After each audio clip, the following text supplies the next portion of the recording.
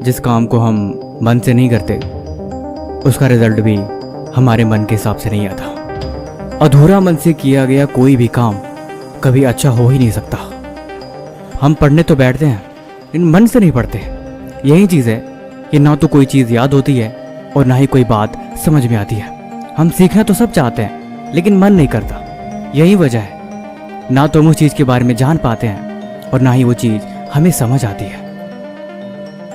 जिनका पढ़ने में मन नहीं लगता वो जब भी पढ़ने बैठते हैं हमेशा पढ़ाई का कबाड़ ही बनाते हैं। आलसी लोगों को तुम चलने को बोलोगे तो थक जाएंगे, दौड़ना तो बहुत दूर की बात है। लेकिन कैसा रहे अगर उन्हें ये बोल दिया जाए कि तुम डेली 1 किलोमीटर दौड़ के दिखाओ, 1 हफ्ते बाद तुम्हें एक आईफोन गिफ्ट मिल जाएगा।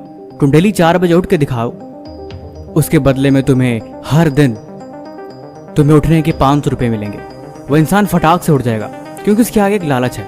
पिछले हफ्ते मैंने एक कहानी सुनाई थी, शायद आपको याद नहीं, लेकिन चलो मैं फिर से सुनाता हूँ। नगर में एक बहुत ही मशहूर कारपेंटर था। कारपेंटर वो जो घर बनाने काम करते हैं। उसकी कारीगरी इतनी माहिर थी कि छोटी से छोटी डिटेल भी बहुत ही अच्छे से करता था। उसके काम की तारीफ दूर दूर से लोग करने आते थे कि वाह कितना सुंदर घर बनाया है। तुम्हारे घर को देख के आंखें हट ही नहीं रही। आखिर तुम इतनी कारीगरी कैसे कर लेते हो? बिना किसी मशीन की मदद से इतना सुंदर घर कोई कैसे बना सकता है? वो सिर्फ एक ही जवाब देता कि दरअसल मैं इस काम को मन से करता हूँ। मैं जब भी इस काम को करता हूँ मैं खो जाता हूँ। मुझे कुछ दिखाई नहीं देता। मुझे न तो किसी की बातें सुनाई देती है और न ही किसी और तरफ मेरा ध्यान जाता है। मैं इस काम में अपना पूरा सहयोग के साथ अपना 100% देता हूँ, जिसकी वजह से जो रिजल्ट है वो आप लोगों के सामने है। बहुत पैसे कमाए। जितना पैसा उसने कमाया उससे कहीं ज़्यादा उसके मालिक ने पैसे कमाया। धीरे धीरे वो बूढ़ा हो चला था। काफ़ी वक्त गुजर गया। अब उसके अंदर वो पहले जैसी बात नहीं थी, लेकिन वो काबिलियत आज भी उसके अंदर थी। उसने विचार किया कि अब मुझे रिटायरमेंट ले लेनी चाहिए क्योंकि अब मैंने पैसे भी बहुत कमा लिए हैं और अब मुझे काम करने की इच्छा नहीं है। अब मैं संन्यास लेता हूँ, अब कुछ पल अपने लिए जीऊँगा। उसके मन में विचार आया और अगले दिन वो अपने मालिक के पास गया और बोला, मालिक दरअसल मैं इस काम को छोड़ना चाहता हूँ। मैं चाहता हूँ कि अब मैं कुछ वक्त ज़िंदगी के आखिरी पल अपने लिए जीऊँ, इसीलिए अब मैं रिटायर होना चाहता हूँ। मालिक ने तो कुछ नहीं बोला, लेकिन मालिक को चिंता सताने लगी। अब ऐसा मालिक भला कौन चाहेगा कि उसके यहाँ का एक मशहूर कारपेंटर काम छोड़ के चला जाए? उसका तो धंधा ही ठप हो जाएगा। लेकिन फिर भी उसने बचपन से उनके यहाँ काम किया था, ना चाहते हुए भी मना नहीं कर सका। उसने बोला, ठीक है तुम जाओ, इसके बारे में कल बात करते हैं। तो उसने बोला, ठीक है मालिक, इसके बारे में आप विचार करके मुझे ज़रूर बताइएगा। अगले दिन सुबह वो कारपेंटर फिर से उठा और काम पे चला गया। मालिक से पूछा कि मैंने कल आपसे रिटायरमेंट की बात करी थी, इसके बारे में आपने क्या विचार किया? मालिक बोले, ठीक है तुम रिटायर हो जाओ, लेकिन मेरी एक आखिरी इच्छा ये है कि मैं चाहता हूँ कि तुम अपनी ज़िंदगी का आखिरी घर तुम मुझे बना के दो। कारपेंटर को मन ही मन बड़ा गुस्सा सा आया कि आज मेरे रिटायरमेंट के दिन है और आज मुझे विदाई देनी चाहिए और इसने मुझे एक और काम दे दिया।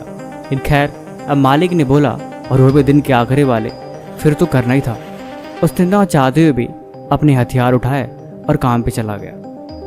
हालांकि उसने पहले रिटायरमेंट का मन बना लिया था। उसने मन में बात सोच रखी थी कि वो काम नहीं करेगा, अब वो हथियार नहीं उठाएगा। लेकिन मालिक ने बोला था फिर तो करना ही पड़ेगा।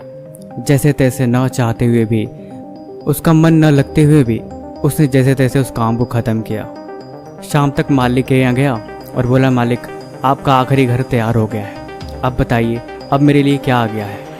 मालिक बोले, दरअसल मैं तुम्हें सरप्राइज़ देना चाहता था। उसने बोला, सरप्राइज़?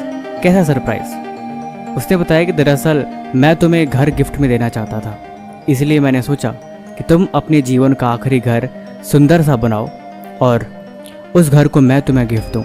हाँ ये बात सच है, ये घर मेरी तरफ से तुम्हारे लिए तोहफा है। तुम इसे मालिक का प्यार समझ के अपने पास रखो।